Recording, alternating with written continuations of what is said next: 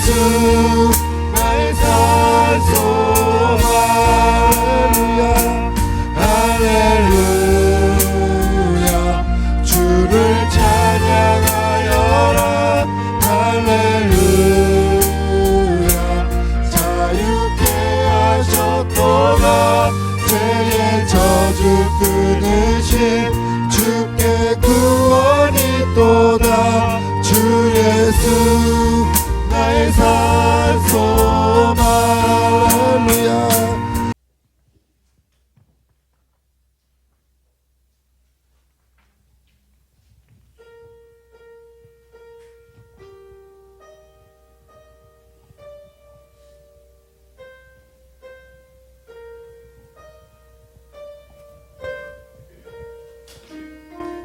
유월절 바로 며칠 전이었습니다. 예수님과 제자들은 유대인의 명절을 지키기 위해 예루살렘으로 향하는 길이었습니다. 사람들은 예수님이 베다니에서 마리아와 마르다 그리고 죽은 자 가운데서 다시 살리신 나사로의 집에서 식사를 하셨다는 소식을 들었습니다. 사람들은 그런 기적의 힘을 나타낸 능력 있는 예언자를 보려고 모였습니다. 예수님과 그를 따르는 이들이 예루살렘에 다다르자 군중의 수는 점점 더 불어났습니다. 예수님이 성에 들어가시자 사람들은 종려가지를 들고 함성을 지르며 예수님을 맞았습니다. 호산나 찬송하리로다 주의 이름으로 오시는 이 이스라엘의 왕이시여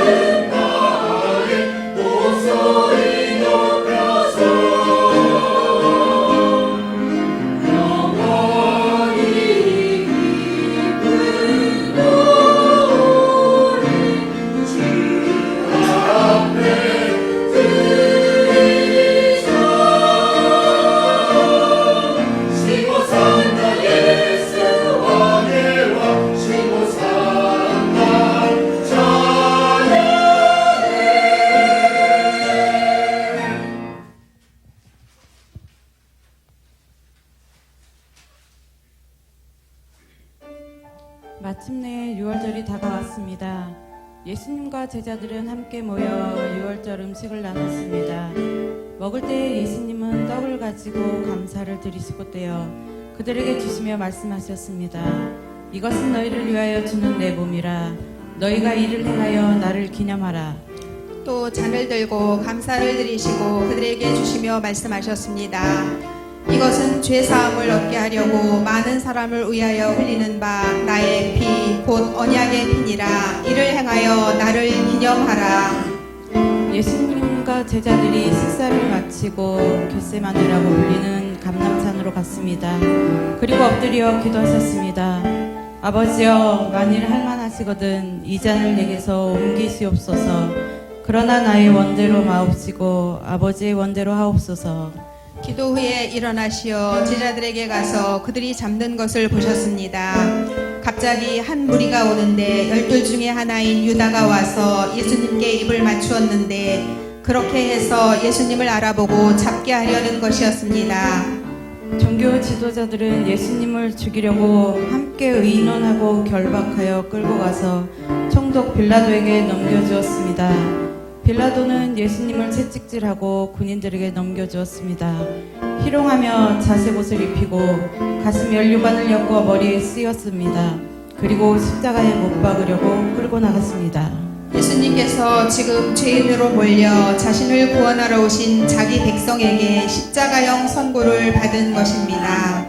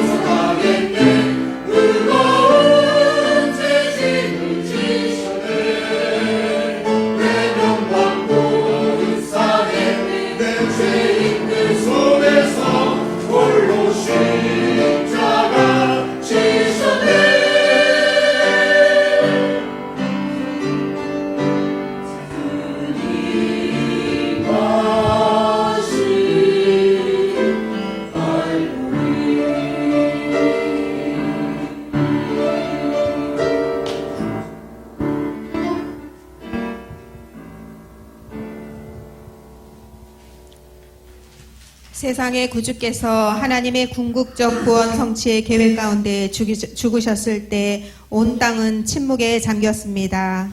그는 하나님의 본체시나 오히려 자기를 비워 종의 형체를 가져 사람들과 같이 되었고 자기를 낮추시고 죽기까지 복종하셨으니 곧 십자가에 죽으심이라.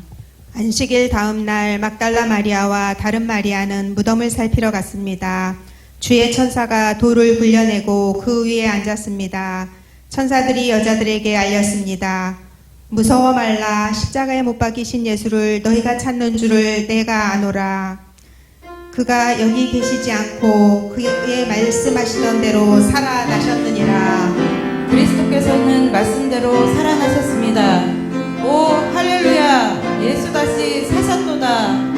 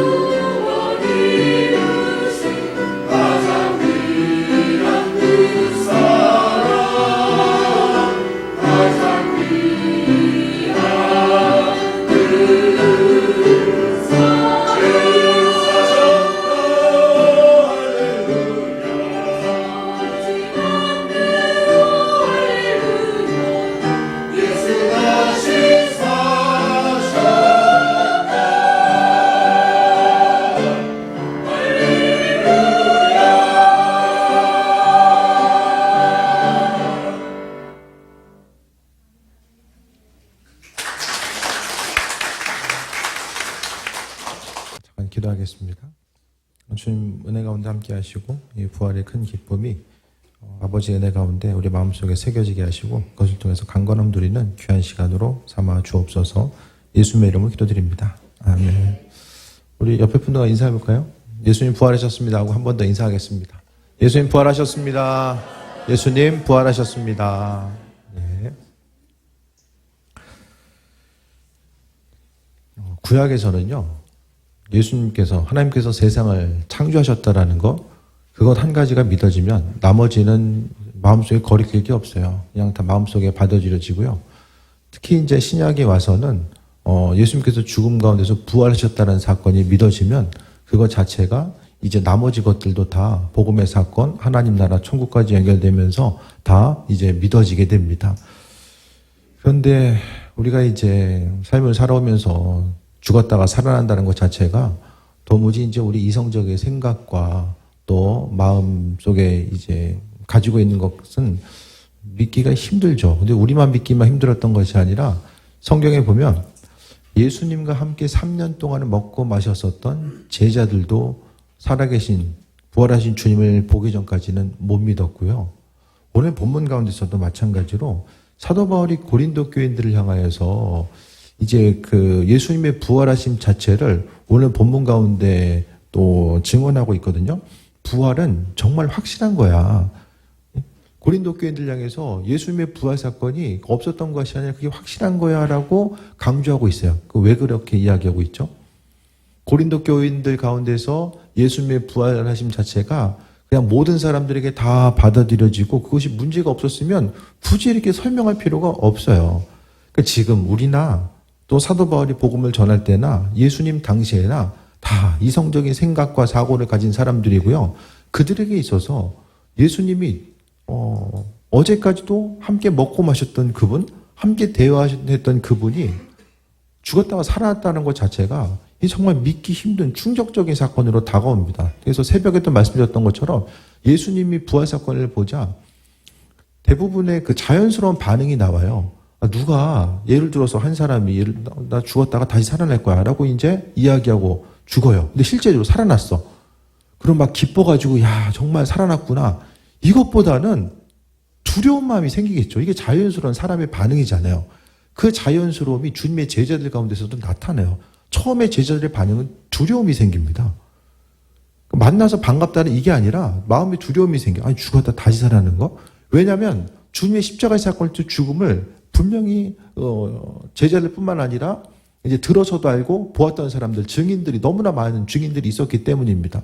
그 모습을 보고서 죽음 자체는 보았는데 부활하심 자체에 대해서 마음속에 전혀 준비가 되어 있지 않고 기대할 수 없었던 그들이 실제적으로 죽었다 살아나신 예수님에 대한 소식을 듣고 실제적으로 그 모습을 보는 내용들이 나옵니다. 그 말씀을 통해 보게 되면 예수님께서 이제 금요일날 오후 3시쯤 십자가에 달리시고 죽음당하시고 주일날 새벽에 부활하시잖아요. 그런데 그 무덤을 지키는 사람들이 있죠. 상식적으로 생각했을 때 무덤을 왜 지킵니까? 돌무덤을 왜 지켜요? 지킬 이유가 없잖아요. 장례 지르고 나서 무덤을 밤새 지킵니까? 로마 군인들보다는 그 당시에 이제 배경들을 보게 되면 이제 그 종교 지도자들이 있고 그 종교 지도자들의 이제 보호하는 또 그들의 명령 가운데 움직이는 이 성전을 지키는 또 어떤 그 체계를 보호하는 그런 옛날에 이제 그 이후에 바울 사도가 그와 같은 일들을 하잖아요. 그러니까 성전을 지키고 또 종교 지도자를 보호하는 그런 일부의 무장한 군인들이 아마 지켰을 것입니다. 근데 참 아이러니한 게 뭐냐면 그 주님의 제자들은 부활 사건에 대해서 전혀 생각하지 못하고 그냥 도망가잖아요. 그런데 이 종교 지도자들은 혹시 있을지 모르는 사태에 대비해서 거기다가 군인들을 세워놓습니다. 이게 뭘 얘기하냐면은 예수님이 죽었다가 부활하실 것에 대한 이런 생각 때문에 경비병들을 세우는 게 아니라는 거예요. 왜 세워놨을까요? 한 가지예요. 한 가지. 훔쳐갈까봐. 시신 훔쳐갈까봐. 그러니까 시신이 없어지게 되는 그 순간 뭐가 나타납니까? 예수님이 부활하심에 대한 사건 자체가 이게 실체화가 되는 거예요. 그러니까 종교 지도자들은 예수님의 시신이 없어지는 것 자체를 막아야 됐고 그것 때문에 군인들을 무덤 앞에 경비하게 이제 세워 놓을 수밖에 없는 이런 환경들이 있었던 거죠.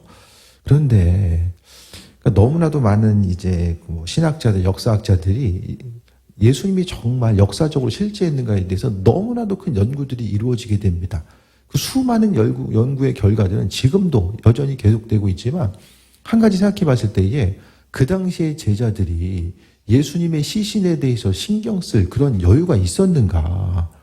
그들도 잡힐까봐, 예수님처럼 잡혀서 죽을까봐 그들의 마음속에 예수님이 죽으심의 그 이유 자체는 사실 보면 로마에 의해서 보게 되면 정치범이죠, 정치범. 정치범으로 함께 여길 수 있는 이런 가능성 자체가 이제 컸다라는 거예요. 그래서 주님의 제자들은 예수님의 시신에 대해서 신경 쓸 여지 자체가 전혀 없었고 그들은 숨기 바빴다라는 거예요. 그런데 주님의 시신 자체는 없어집니다. 성경은 주님의 부활로서 기록하고 있고요. 또 그 이후에 주님의 행하심과 40일 동안 많은 사람들에게 나타나심 자체를 이야기합니다. 그러니까 중요한 것은요. 예수님의 부활 자체, 그러니까 성경에 있는 모든 것들이요. 우리의 생각과 관점과 내 경험과 이성적인 방법 가지고는 믿을 수 있는 것들이 상당히 제한될 수밖에 없죠. 그런데요, 우리가 이해할 수 있고 경험하고 또 어떤 생각 가운데 정리가 되는 것은 실제하는 것이고, 내 생각 가지고는 정리가 안 되는 것, 믿을 수 없는 것은 도무지 현실화되거나 실체화될 수 있는 것이 아닌가. 이런 부분들을 생각해 봐야 되거든요. 그러니까 쉽게 얘기하면 내가 이성적으로 이해가 되면은 있는 것이고, 이해가 안 되면 없는 것이고, 우린 그렇게 많은 부분 공부하고 사유하면서 지금까지 살아왔거든요. 그런데 우리가 생각했을 때 우리가 보고 듣고 경험한 모든 것들이 얼마나 제한적인가. 우리는 고작 그냥 물리적인 세계 가운데서 움직여지고 변화되는 거, 그것을 바라보면서 내가 믿고 안 믿고를 결정하거든요. 근데 우리의 생각 자체는요, 세상이요, 보이는 것으로만 구성되는 것이 아니라 보이지 않는 것으로도 많은 부분 구성되잖아요. 불과 몇십 년 전에 사람들이 지금 움직여지는 세상을 봤을 때에 누가 이야기해요? 20년, 30년 전에 사람들이 앞으로 이런 일들이 있을 거야 라고. 그러니까 예를 들어서 누가 20년 전에, 30년 전에 사는 사람이 이 땅에 지금 실제적으로 뭐 SF 영화 보면은 뭐 냉동인간 됐다가 뭐 살아나가지고 누가 와서 봤을 때에 실제적으로 지금 이 세상은 이렇게 움직이고 있는 세계라고 얘기했을 때에 그것을 전부 다 실제적으로 정말 받아들이고 믿을 수 있을까? 이런 생각을 좀 해보게 됩니다.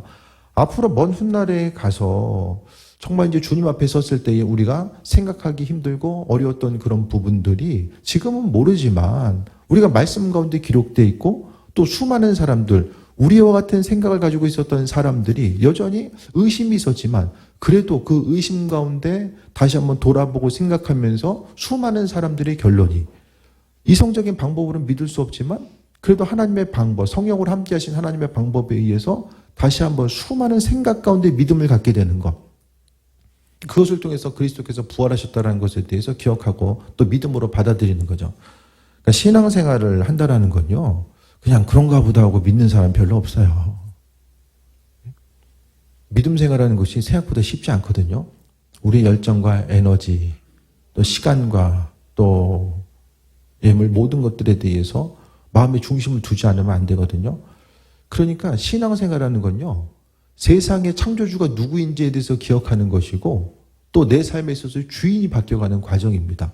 이 중요한 선택을 함에 있어서 믿음의 여정 가운데 있는 사람들은요, 수없이 생각하고 또 고민하고 그 고민의 과정이 한두 달, 1년, 2년, 때로는 10년 이상 넘어가기도 하지만 여전히 결론을 내기가 힘든 부분에 있어서 그렇다고 포기할 수 없기 때문에 한 번 더 생각하고 고민하고, 그런데 그 고민이 내 스스로의 방법 가지고 해결될 수 있는 것이 아니라 하나님께서는 우리가 창조주 하나님에 대해서, 부활하신 주님에 대해서 질문을 가지고 있을 때에 내 마음속에 여러 가지 방법에 의해서 만나주시고 그 해답을 주심, 내 갈망함과 주님께서 알게 하신 그 은혜가 동시에 이루어짐을 통해서 우리가 기독교 신앙이라는 것을 받아들이고 움직이고 나아갈 수 있게 되었다는 거예요. 오늘 본문에 보면 15장 1절에 형제들아 내가 너에게 전한 복음을 너에게 알게 하노니 이는 너희가 받은 것이요 또 그 가운데 선 것이라.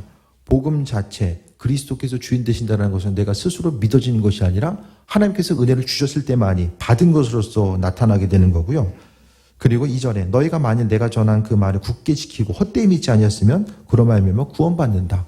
주님의 부활 사건이 믿어지면 구원받는다. 이것이 바로 기독교에 있어서 핵심적인 원리이고 또 교리이고 이것이 생명의 말씀입니다. 예수님께서는요, 성경에 기록된 대로 죽으시고 또 장사 지낸 바 되셨다가 성경대로 살아나셔서 그러면서 5절에 게바에게, 베드로에게 보이시고 12 제자에게와 그리고 이후에 500의 형제들에게 일시에 보이셨나니. 네. 그러니까 주님의 경험했던, 그러니까 주님의 부활하심을 경험했었던 사람들이 바울 당시까지만 하더라도 살아 있었다라는 것을 이야기하는 거죠. 그러니까 예수님께서는 우리의 믿음의 연약함을 아시기 때문에 40일 동안 한 사람 또 많은 사람이 모여있을 때 나타나셔서 그분께서 부활하심을 구체적으로 알리셨다는 거예요. 그래서 오늘 본문 가운데 구체적으로 사례를 듭니다. 500의 형제와 또 야고보와 모든 사도에게 하나님께서, 그리스도께서 부활하셔서 나타나셨다라는 사실을 이야기하는 거죠. 그래서 전에도 한번 말씀드렸는데요. 바울 사도는 예수님을 직접 본 적이 없기 때문에 고린도 교회 가운데서 그가 사도성에 대해서 의심받습니다. 바울이 왜 사도인가에 대해서 의심받는 그 순간에 바울은 자신이 만약에 사실이 아닌 내용을 전했다라고 한다면 그로 인해서 고린도 교회 가운데 입지라든지 그의 사도성은 더욱더 흔들릴 수밖에 없어요. 그러니까 지금 그의 상황은 사실이 아닌 것들을 얘기할 수가 없는 상황인 거죠. 하지만 그는 이야기하면서 수많은 사람들에게 나타났고 그 중에 대다수는 살아있고 어떤 사람은 잠들었다라는 내용을 구체적으로 언급해 나아가게 됩니다. 그러니까 주님 당시 또 수많은 사람들이 믿었지만 또 수많은 사람들은 예수님의 시신을 제자들이 훔쳐갔다. 그것에 대해서 믿는 사람들이 있었고요. 그 이후에 하지만은 제자들이 시신을 갖다가 이제 숨겨놓고 또 죽을 줄 알면서도 나아가서 복음 전한다는 것은 도무지 이치에 맞지 않습니다. 주님의 제자들, 그러니까 부활 사건의 강력한 증거가 바로 주님의 제자들이라고 말씀드렸어요. 그들 자신이 한두 사람도 아니고 12명 중에서 한두 사람 나와가지고 복음 전했던 것이 아니라 모든 사람들이 요한을 빼고 나서는 전부 다 복음 전하다가 순교합니다. 한순간에 동시다발적으로 나와서 부활하신 주님을 만나고 나서 그들의 삶을 주께 드리기로 헌신하고 나아가서 전합니다. 며칠 전까지만 해도 죽을까봐 숨어 있었던 그들이 담대하게 나아갑니다. 그래서 주님의 부활을 경험하고 나니까 세상 살아감에 있어서 더 이상 두려울 것이 없는 거예요. 사람 두려워하지 아니하고 나아가서 복음 전하는 일꾼으로서의 삶을 살아갈 수 있었던 것. 여전히 인간적인 연약함이 있었고요. 어찌할 바를 모르는 예수님께서 죽음 이후에 그들의 공허함 가운데 있었지만 부활하신 주님을 만나고 나서 그들은 전혀 다른 사람이 됩니다. 그러니까 모든 그 당시에는 증인들이 있었다는 사실을 기록하고 있고요. 또 본문 가운데서 8절 보면 맨 나중에 만삭되지 못하여 난 자 같은 내게도 보이셨다. 바울 사도 자신에게도 하나님께서 나타나시고 보이셨다는 것을 또 이야기합니다. 바울이 어떤 사람이죠? 성전 무덤을 지키던 경비병과 같은 믿는 사람들을 잡아 죽였었던 바울 자신이 갑자기 변화돼서 오히려 그 복음을 전하는 일에 앞장서는 사람이 됩니다. 성경 가운데 가장 드라마틱한 변화, 도무지 신약 성경을 보면 가장 예수님 믿기에 가능성이 희박해 보이는 한 사람이 바울이었고 그 가장 희박했던 그 사람이 바로 다메섹 도상에서 환상 가운데 주님을 만나고 나서 변화돼서 나아가게 됩니다. 그래서 주님의 부활을 전하는 것. 그러니까 결국 바울도요, 마찬가지로 주님의 제자들도 그렇고 경험했기 때문에 전하는 거예요. 사람이 들어서 하는 거 한계가 있어요. 신앙생활도요, 경험이 돼야 되거든요. 그런데 주님께서 우리의 연약함을 아시고 이 땅에 수많은 사람들이 들어서 그냥 받아들인 경우도 있지만 그보다 더 많은 사람들이 성령께서 그 마음에 감동과 은혜와 은총을 주셔서 그냥 믿어지는 은혜, 깨달아 알게 하는 은혜, 그 여러 가지 것들을 하나님께서 성령 가운데 행하시고 우리에게 손을 내밀어 주셔서 우리가 알게 되는 거죠. 그러니까 제자들에게 부활하셔서 만나주신 주님, 또 바울에게 만나주신 주님, 지금 주님은요, 우리의 삶의 전 가운데 하나님 말씀 읽다가 마음에 감동 주시고 또 누군가 입술의 고백을 통해서 또 기도하는 가운데 여러 가지 방법에 의해서 부활하신 주님은 우리의 삶의 여정 가운데 함께하고 계신다는 것을 이야기합니다. 때론 우리가 주를 향해서 살아계신 증거를 요구할 때도 책망만 하시는 것이 아니라 하나님의 뜻대로 우리에게 증언하시고 은혜와 충만함으로 함께하신 내용들 또한 또 보게 됩니다. 10절 봅니다. 그러나 내가 나된 것은 하나님의 은혜로 된 것이니 내게 주신 그의 은혜가 헛되지 아니하여 내가 모든 사도보다 더 많이 수고했으나 내가 한 것이 아니 오직 나와 함께 하신 하나님의 은혜다라고 모든 것이 다 창조주 하나님의 은혜임을 고백하고 있습니다. 그러면서 뒷부분 조금 더 보게 되면 12절에 어찌하여 죽은 자 가운데서 부활이 없다 하느냐. 교회 가운데 있는 이들 또 주변의 이들이 믿기 힘들어하는 거 왜 부활이 없다라고 이야기하느냐라고 또 믿으면서도 그렇게 이야기하는 사람들이 있었다는 거예요. 그러면 죽은 자의 부활이 없으면 그리스도가 다시 살아나지 못하고 14절에 그리스도께서 만일 살아나지 못하였으면 우리가 전파하는 것 헛것이고 믿음도 헛것이고 우리가 증언하는 것이 다 헛된 것이다. 모든 것이 다 헛되고 헛된 것이다. 그러니까 우리는 예수님의 부활이 없으면 우리는 어떤 모임이죠? 불특정 다수의 인천 시민의 모임. 우린 뭐 그거밖에 공통점이 별로 없잖아요. 그거밖에 없어요. 이 주일 오전 시간에 인천 시민 모임하려고 이 자리에 모인 건 아니잖아요. 그러니까 다 헛된 것이 될 수밖에 없다는 거예요. 주님의 부활이 없으면. 그러니까 죽은 자가 다시 살아난 일이 없으면 그리스도도 사신 것이 없고 그리스도께서 또 사신 것이 없으면은 19절에 보면은 만일 그리스도 안에서 우리가 바라는 것이 다만 이 세상에서의 삶뿐이며 이 땅 가운데 마음에 의지할 곳 없으니까 조금 더 마음 의지해야지 힘들고 어려우니까 내 마음 거기에 둬야지 이 땅 가운데 어려운 삶의 모습 가운데 더 힘을 내고 또 그래도 좀 기도하면서 좀 내 인생이 부족한 것을 좀 채우면서 인생 살아가야지 그 정도만 생각하면 모든 사람들 가운데 우리가 제일 불쌍한 사람이다. 창조주 하나님께서 은혜와 충만한 건데 우리를 베푸시고 함께 하셨는데 그 사실에 대해 인식하지 못하고 단순히 그냥 우리 이 땅 가운데의 삶만 생각하면 그게 가장 불쌍한 사람이다라고 말씀하고 있습니다. 그래서요, 예수님, 당시나 지금이나 많은 사람에게 있어서 죽은 이의 부활은 받아들이기 힘든 사건이죠. 하지만 그럼에도 불구하고 많은 이들이 부활하신 주님께서 나와 함께 하시고 그리스도 예수께서 여전히 살아 역사하셔서 내 인생 가운데 은혜와 충만함으로 함께 하신다는 사실을 고백하고 있거든요. 그러니까 고대 근동에 있어서 이스라엘 땅 2000년 전에 예수라는 청년의 삶의 모습으로 끝났으며 그게 끝나버리는 거죠. 그 당시에 내가 메시아라고 이야기했던 사람들이 한 7명 정도 있었다고 했어요. 대부분은 사라지죠. 근데 예수님의 죽음이 끝이 아니라 또 하나의 시작이 됩니다. 주님의 죽으심 자체가 또 하나의 신앙 공동체의 출발이 되었다라는 거예요. 그러니까 예수님의 부활 자체를 돌아봤을 때의 수많은 능력들, 부활의 확실성, 바울은 확신 가지고 이야기하고 그 확신 가지고 이야기하면서 그의 삶의 모습이 변화되는 거. 그러니까 부활을 경험한 사람들은요, 삶이 변화됩니다. 단순히 세상 것에 대해서 목숨 걸고 보이는 환경 때문에 마음의 생각과 관점이 오직 보이는 것 때문에 기뻐하고 슬퍼하는 것, 한 사람의 삶의 모습이 그냥 눈에 보이는 세계에 한정되어 있는 것, 그것이 아니라 영원한 하나님 나라를 바라보고 그의 생각이 넓혀지게 되고 그 은혜와 충만함으로 인생을 사는 것이 무엇인지에 대해서 더 세임없고 은혜 가운데 온전한 삶을 살아가게 됩니다. 그래서 마지막 종착점이 어딘지를 분명히 기억해야 돼요. 한 세상 살다가 100년 안쪽의 삶이 끝이 아니라 우리는 영원한 하나님 나라를 향해 나아가는 것. 성경 자체를 이성적으로 아주 잘 풀어서 설명한다라고 한들 우리가 믿음을 가질 수 있습니까? 여러 가지 변증론이나 방법을 통해서 몇 날 며칠 내가 이해될 때까지 풀어서 설명한다고 한들 이해가 되겠습니까? 주님의 부활하심에 대해서 제자들에게 주님의 부활이 없었으면 여러 가지 설명하고 또 설명한다고 한들 내가 이해를 할 수 있습니까? 할 수 없어요. 그러니까 그리스도 예수 주님을 믿고 부활에 대한 소망 갖는 것도 은혜인 거죠. 은혜. 주께서 알게 하시는 은혜, 마음문 열게 하시고 또 하나님께서 허락하신 은혜, 그것이 바로 신앙의 영역인 거예요. 믿음의 영역.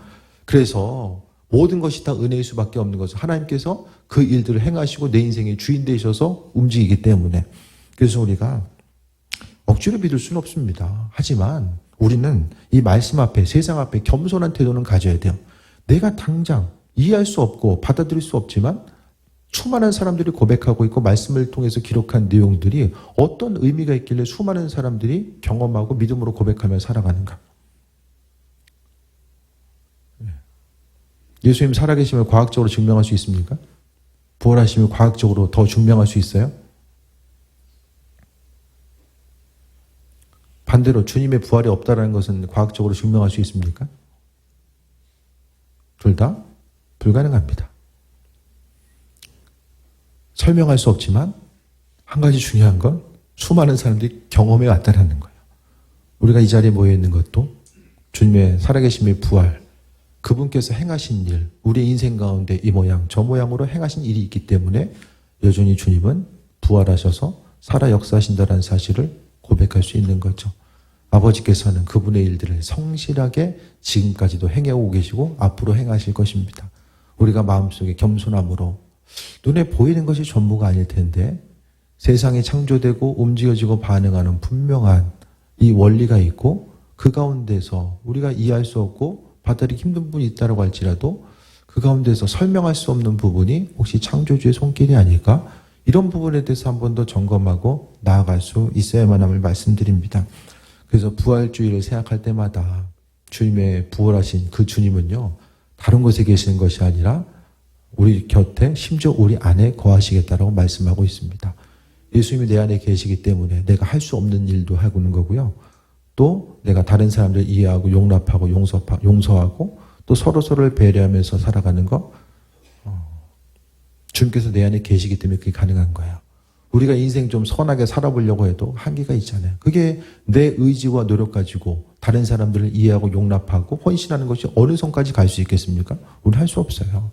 내 안에 주님께서 그 일들을 행해 나아가시는 거죠. 부활하신 주님께서 내 안에 계시고 또 이 땅을 살아가는 동안 좀 마음속에 기쁨과 소망함이 있어야 되는데 제자들이 절망 가운데 있다가 부활하신 주님 만나고 나서 그들의 삶이 기쁨으로 충만해서 복음 전하는 삶, 그들의 삶의 목적과 삶의 의미가 완전히 달라지고 나아가서 은혜 가운데 충만한 삶을 누렸던 것처럼 우리의 삶의 모습 역시 보이는 것을 넘어서서 부활하신 주님께서 내 안에 계시다는 사실에 대해서 기억하고 그 주님 때문에 마음에 기쁨이 있고 또 소망함이 넘치고 어디서 무엇을 하든지 간에 아버지께서 내 인생의 주인 되셔서 또 새 일을 이루고 계심에 대해서 또 믿음 가지고 우리가 마음문을 열고 주님 살아계시면 내 마음속에 은혜와 감동으로 경험할 수 있도록 함께해 주시기 바랍니다. 그 마음문만 열고 있으면 아버지는 아버지의 때에 따라서 그분의 부활하심을 알게 하시고 또 은혜와 충만함으로 각 사람에 맞게 함께 하심과 그 은혜로서 일하심을 발견하게 될 줄 믿습니다. 주님의 부활로 인해서 우리의 이후의 삶이 영원한 사망이 아니라 영원한 생명이 이르게 되었다는 사실, 이 땅에서의 삶뿐만 아니라 영원한 생명이 이르게 됐다는 사실에 대해서 다시 한번 기억하고 은혜 가운데 풍성함 누리는, 주님의 부활로 인해서 풍성함 누리는 귀한 삶 되시기를 축원드립니다.